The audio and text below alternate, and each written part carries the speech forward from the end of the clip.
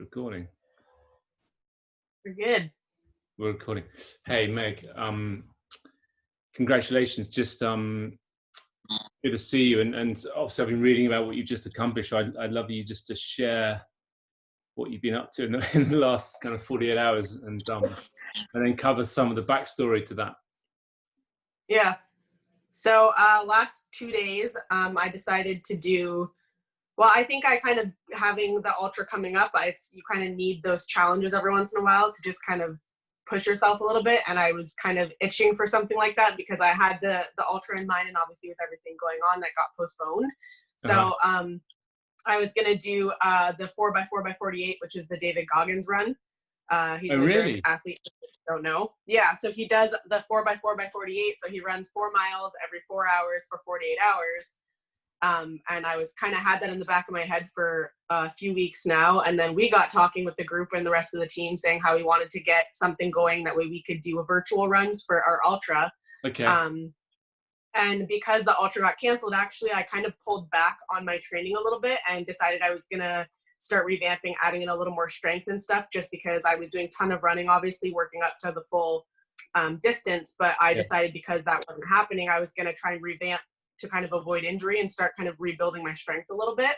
Okay. So I wasn't prepared to run a full 84, I think, all at once, like we would do on the island. So I wanted to still run 84, but I wanted a creative way to kind of avoid injury, to still be able to run the 84. So that's where I was like, I can kind of mold these two things together, and then mine kind of turned into 4x4x52. So brilliant, got it. So I get it now. So my maths is bad. So basically, if you do 4 miles every 4 hours for 48 hours, that's 48 miles, and you've just tweaked it to do 52.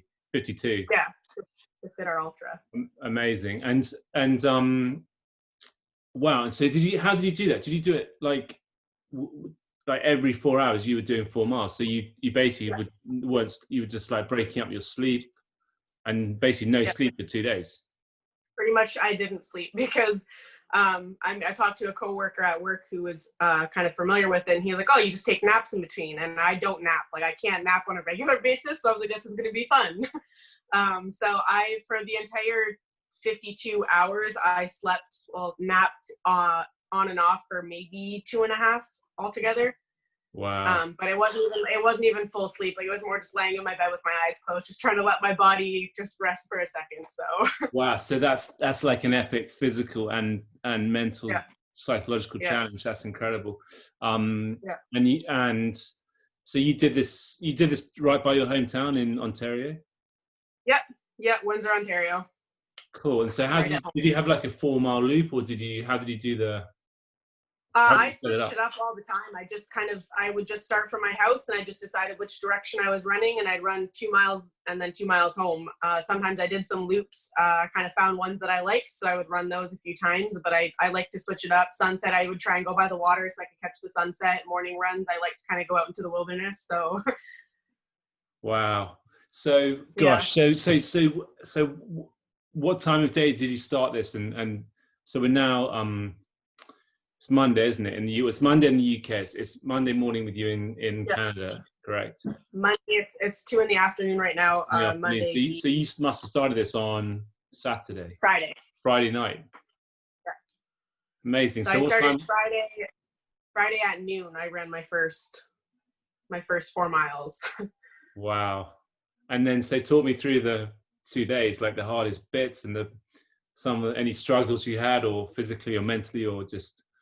I guess it's a lot to process if you've just finished it, because you just had your first proper night's sleep in 3 days. So yeah, my body, I think, is still being like, what the heck just happened? I think for me the hardest part would be, because I guess in your head, and that's a big thing for me, I tried to mentally break it down into just 2 runs. So I was like, I broke it down into sections. So I'm gonna do 3. I kind of did 3 sections. So I was like, I'm gonna do 3 runs, get that over with, 3 runs, get that over with, and just do that 4 times. It's no big deal. And then my finale run, I knew that my adrenaline would just be so vamped up that I wouldn't even have to worry about it. So I was like, I'm not even gonna count that in my count, because that'll just be my final, right. That's kind of just your victory lap, right? So the hardest for me was definitely nighttime, the 12 a.m. and the 4 a.m. like the midnight runs. I think the 4 a.m.s were the worst, just because you're so exhausted mentally. Your body's like, it's bedtime. Why aren't you sleeping? And doing that 2 nights in a row was just, was definitely. You had two of those. So the second one was the second one then the hardest point, do you think? Yeah, I was actually, I finished my midnight run. So I had 2 friends that messaged me. I was getting ready to go. I started a few minutes early, and they messaged me and said, hey, we're out for your run, or we're here for your run. And I was like, what? I ran by their house and they were out cheering me on. So that got me through that midnight, because I was just dreading that run. And then I came home and I was like sweating. I had the shakes for a few hours. I got sick. I was just like, I think my body was just kind of shutting down. Yeah, because you basically went to a place which most people, nearly nobody goes to that level, and I guess that was the first time you'd done it, so it was just a totally new experience. Wow.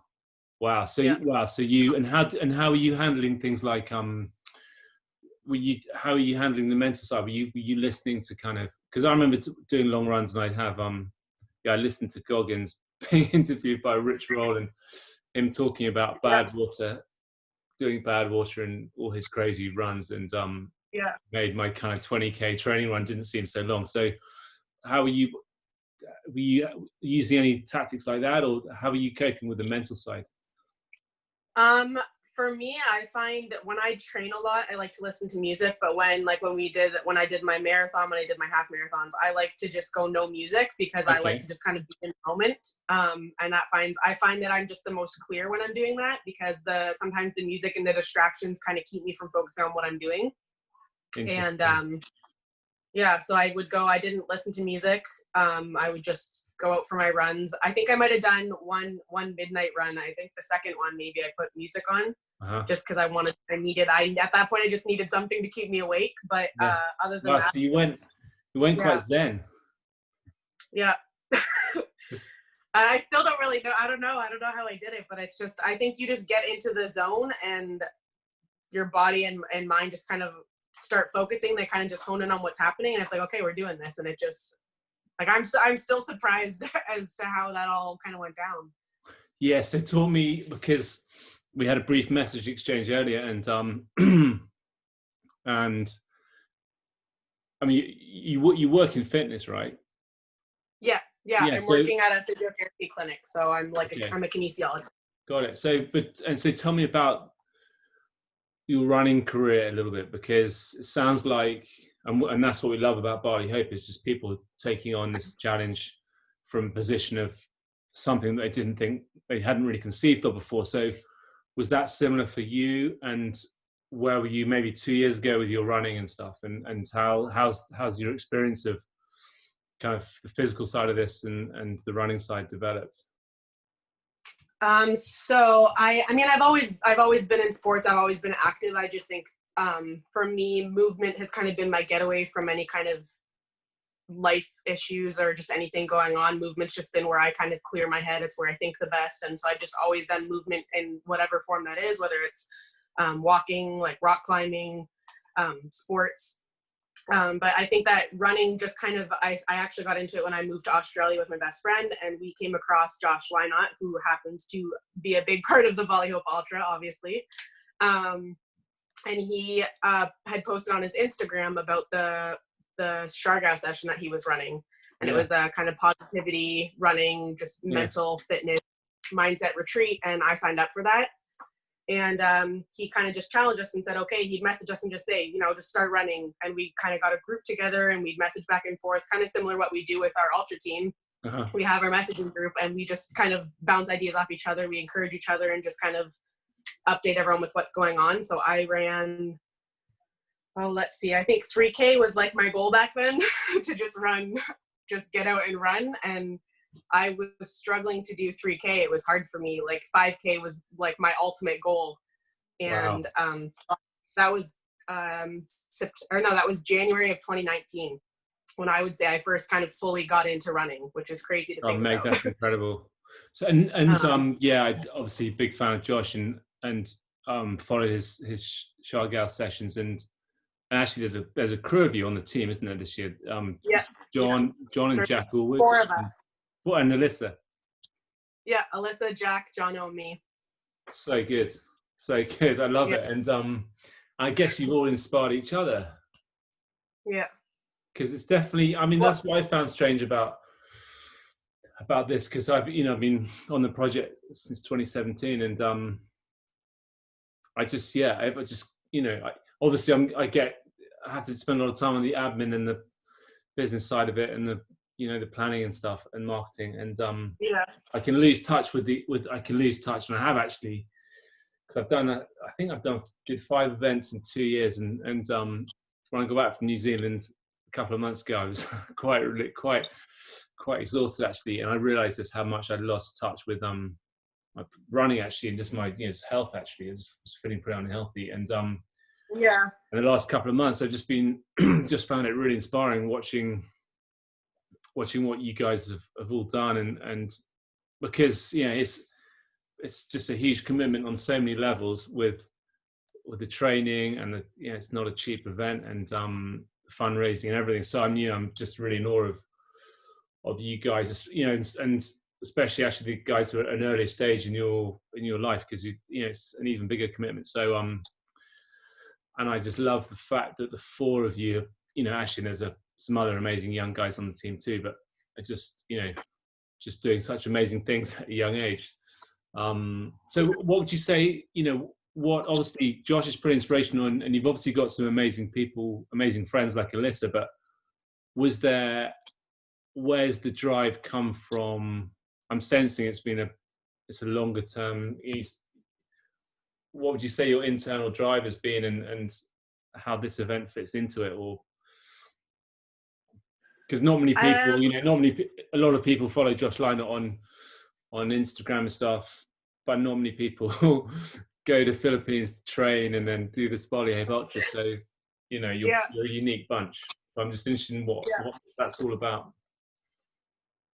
I think it's just always like I've always kind of had a desire to just go big, if that makes sense. Like I've always wanted to push myself. I've always been the type that kind of wants to just do something bigger, and Josh gave me the opportunity to kind of push myself mentally, running the half marathon in Siargao. I just think I didn't realize how much of a mental block I'd put on myself, and after running that, up until that point, I kind of told myself I could never run a half marathon. I can't run a marathon, but I kind of just put restrictions on myself, and I didn't even know why I'd put them there.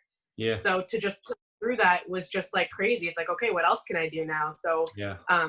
I've just been, after that, I was like, okay. And then that's when I signed up for the full marathon here in Windsor, where you run across from the US to Canada and you run a full marathon. And that's the one that Liz came here to run with me.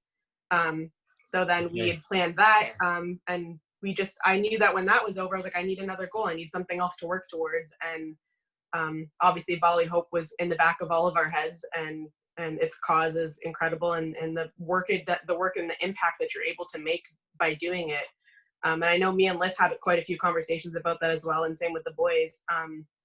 It's just like that 24 hours of pain that you go through is nothing, and you're able to put your body through it, and you're not going to die. It's going to suck, and it's going to be that kind of pain wall that you hit, but you get through it. And if you can do that and make a big difference to hundreds of people and hundreds of kids, and it's like, why not? Why wouldn't you? And then obviously as an athlete, I love the competition. I love the kind of challenging myself. So good combination. All of that together. Yeah. And you guys have all done amazing with your fundraising, and I mean, and then when we all get to Bali, whenever that will be, hopefully soon, maybe later this year, maybe early next year, but you'll get to see what you guys have, the impact you've made. And it's massive actually. It's massive on a kind of on a human level, I guess that's the beauty of the work that Marg does, is it's really, the impact's really targeted, and you just literally see the difference that's being made. So wow. So you've just basically totally reframed your sense of what's possible in about 18 months. And I guess there's always that question about what's next, but maybe now's the time for you to just enjoy what you've achieved, I think. Yeah. Well, I know I actually talked to my sister. We want to do, there's a route we kind of were thinking about doing a bike across Canada, because I think in the back of my head, eventually I'd like to run coast to coast. There's a really famous man named Terry Fox who he had cancer and he had his leg amputated, and he ran, well, his goal was to run from coast to coast of Canada on an amputated leg. So I think it's been brewing in my head that I think that might be a goal for the next few years to kind of finish the run he started. So. With your sister? Pardon? With your sister? I think that I think she'll do the bike across Canada with me, because we'll bike across it first, and then that will kind of give me a feel of the route. And then probably a year after that or so, depending on how things go, I'd like to kind of attempt to do a run across. Oh, wow. So. Oh, wow. So Sean Bell style. Something like that. I'm not going to fully do the coast like Sean, but. Yeah, it's so interesting, isn't it? Because what has really impressed me about him, and I can see it in you, Alyssa, Jack, and John too, is that you've just all been very methodical about about taking down this big goal, the double marathon. And I've got to know Sean a little bit, and he's just got his. It's a crazy goal running around Australia, but he's just used really high level kind of planning and given himself the right time frame, and I guess it's a brilliant metaphor for achieving anything. Just have a big vision and then break it down into the achievable plan. And there's that. I guess it might take Sean 3 years since when he first had the concept, but that's nothing, is it really? I mean, years go past so fast, and Sean's a young guy, and it's 22 or something crazy. So it's interesting. I think there's something also about your generation. I don't know if you have a comment on this, about your generation being more just, I don't know whether it's because you've been born into a different kind of world, but kind of your generation seems to be less materialistic and more into experience and impact and things like that. Do you think that's valid? Yeah. I think that I would say we're big dreamers, but we don't just dream though. I think that we also we have these big kind of ideas, and I find a lot of times that I meet people who are young, that are similar age as me or even younger, and they're starting these big businesses, they're doing all these crazy things, and it's cool. It's cool to see. It's contagious. Yeah, that is. Yeah, because there's that comment that you become who you surround yourself. You become like the people you surround yourself with, and if you get with the right crew, which you guys have obviously, you've built an amazing crew of people. It's really powerful how that can rub off on one another. Yeah. And I've just got to know Jono McMillan a little bit, and Jack a little bit, and really amazing bunch of people you guys are part of. So you've got a kind of, so what are you thinking time frame wise, like a couple of years, 2-3 years? Yeah, I think so. That's kind of the goal. I'd like to go back to school for physio, so that's I'm trying to kind of go through and see what I can do when, and what good years will be to do that. So just kind of sitting down and planning that. Obviously I'm looking forward to the Bali Hope Ultra, and we actually get to go run that, but I want to start building my next goals already, because it's I think in these crazy times we live in, we need them, don't we? We need we need the positive, we need the kind of things to look forward to in lockdown. Yeah, exactly.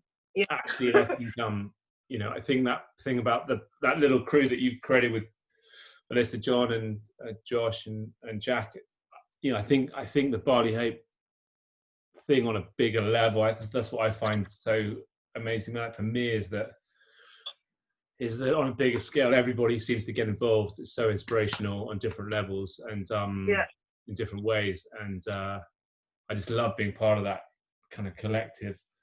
So and obviously Sean is inspiring a lot of us with what he's planning, and then what what Josh is doing, and what you've got up your sleeve is and there's going to be a network that you've already created through Bali Hope that are going to will want to get behind what you've got planned in the future. So Yeah. I Well, certainly I think that's a big thing with this is kind of the first big thing I've done in terms of ultra or running or even fundraising wise. I've done a lot of work with nonprofits and I've been involved in lots of volunteering organizations, but this is kind of the first solo thing where I've done where it's kind of just me fundraising. So it's been a learning process for me, and I've learned lots from the team, just kind of little tidbits and ideas and, ways to go about things and approach it. So that alone has been just a cool experience to learn from that side of it.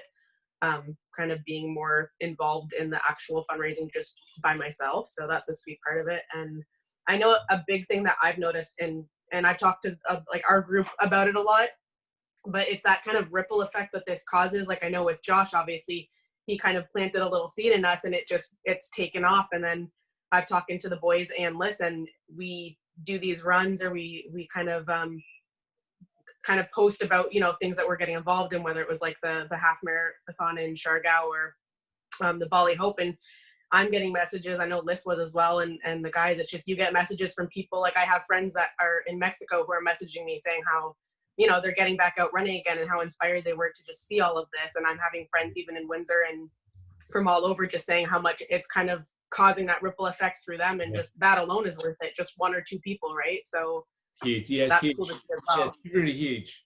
It's really huge. It's yeah, I mean, I guess that's that's what definitely what fills me with a lot of satisfaction is yeah, because I started out just with, I guess I got inspired by somebody, I guess Rich Roll or someone else, or Goggins or someone I was listening to, and then I did a 30K run in Bali before I attempted the ultra. And I guess it's just nice being part of a ripple, isn't it? And and we never, I guess with the internet, we never know how far those ripples spread, because everybody can see what you're doing and you might not know who you've impacted. So yeah, exactly.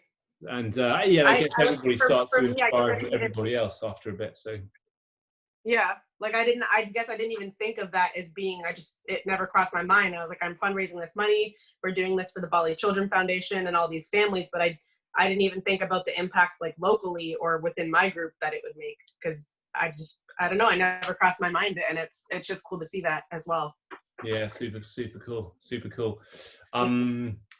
So hey, look, I was going to ask you a favor. I'd love it if you, I'm actually, for this virtual thing we're doing, we're on the 30th of May.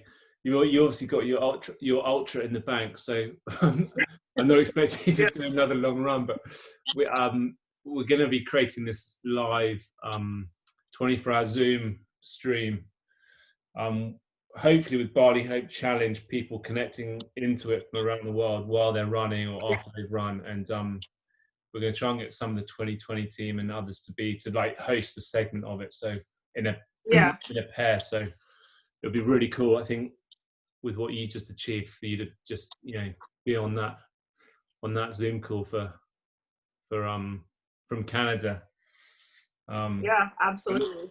Yeah, so I'll send you details on that, but it should be really good fun, because we'll have Sean on it for a bit, and then DJ and Jace are going to be doing something. They've got something, I think, a little bit spectacular up their sleeve.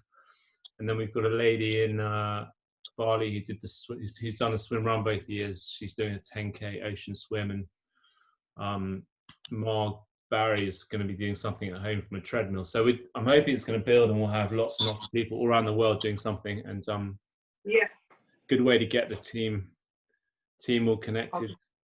Yeah, I plan on, obviously I'm not going to do anything crazy long, but I still plan on getting out there and running for it.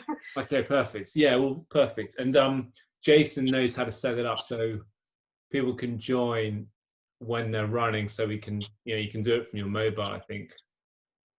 Then when you finished your run, you can always just dial in and chat. I'm going to try and do a decent long run at some point. Yeah. But I'm hoping I'm the gym that I'm actually, just because of quarantine, I think a lot more people are running as well, because it's something that you can do anywhere without any equipment or anything. So our gym actually just started a run club a few weeks ago, and so there's people on there that have been running just their first 5Ks, and stuff like that. So it's super cool. So I'm going to try and get my CrossFit gym there involved and see if a bunch of them can kind of try and do like a personal best for their 5Ks and stuff like that, and just make it a challenge, because brilliant.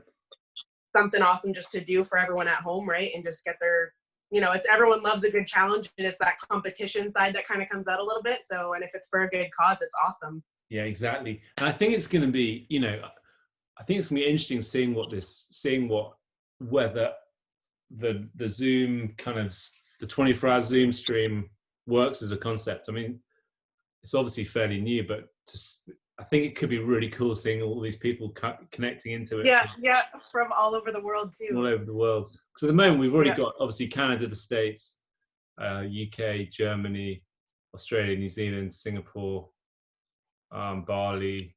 So it'll be, and hopefully lots more countries. So that's awesome.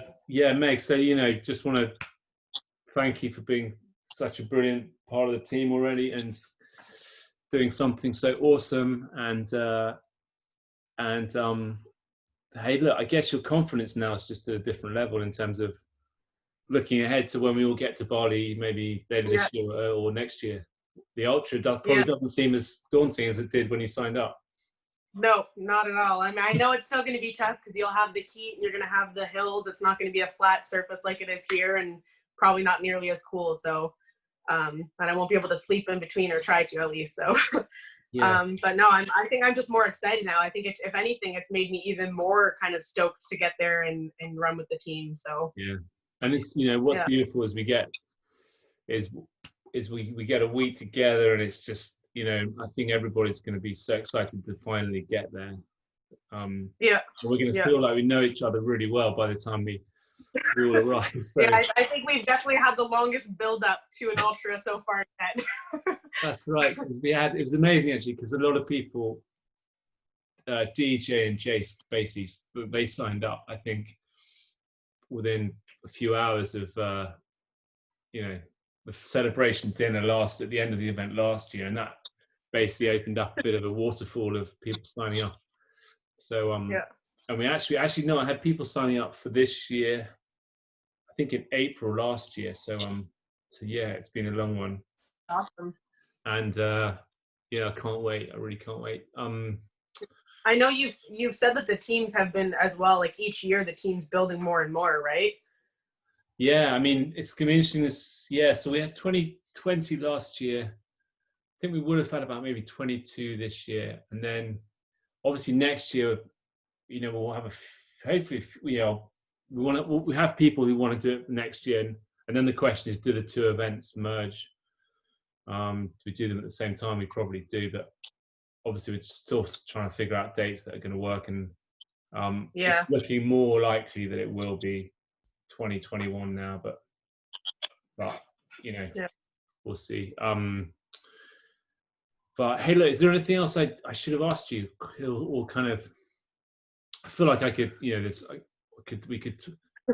kind of conversation I'd love to ask you more and more about it. But are there any things that you felt you learned the most, or were surprising, or you say to people who consider doing, trying to do the ultra, and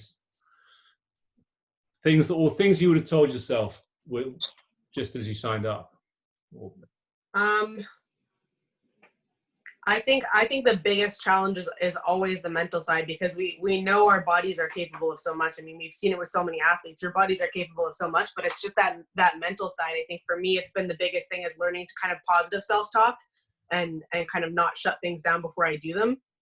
And just, I think another thing is just learning to like push through the pain. That's the biggest, and that's where people want to shut down and automatically kind of just bow out. And that's where it was, and I think for this one specifically, I didn't have I didn't have any group or crew with me. There was no team. There was no big kind of event setup.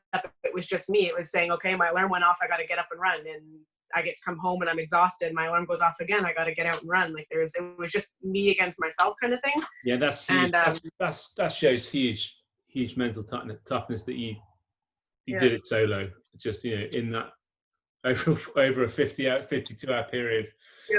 Is incredible, because like I think maybe you find when you get to Bali, you'll find it a chunk easier because you're part of the team, and there's a lot of support and stuff. So it makes it a little more. Yeah, some of my siblings were joking with me because I have 10. I come from a family of 10, so I have 9 siblings.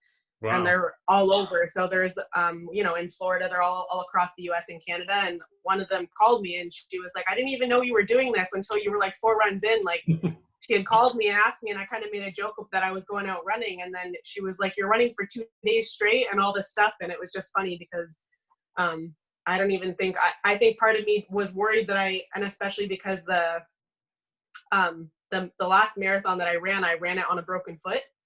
Oh, wow. So I had all this training that had led up and to the marathon, and I was doing all this, like weekly training. I did my last big run, and after that last big run, my foot was just throbbing, and I went into work, and one of the physios that I work with took a look at it, and he's like, good chance it might be fractured.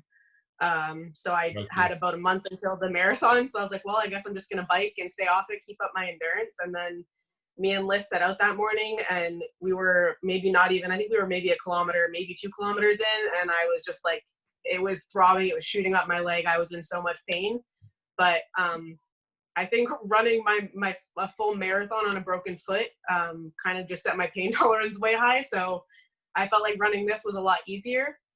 But also I think that the injury side of it, like just in the back of my head, knowing that I'm a little bit prone to injuries, was kind of making me nervous. Like I'm about to set out and run this 84 kilometers. So, but that really surprised me that I'm feeling good right now. I honestly think I feel better now than I did after my half marathon or my full marathon, which to me just blows my mind. But I think I just did a lot of really good with my trainer and coach here, Bobby Tran, at the gym I'm at.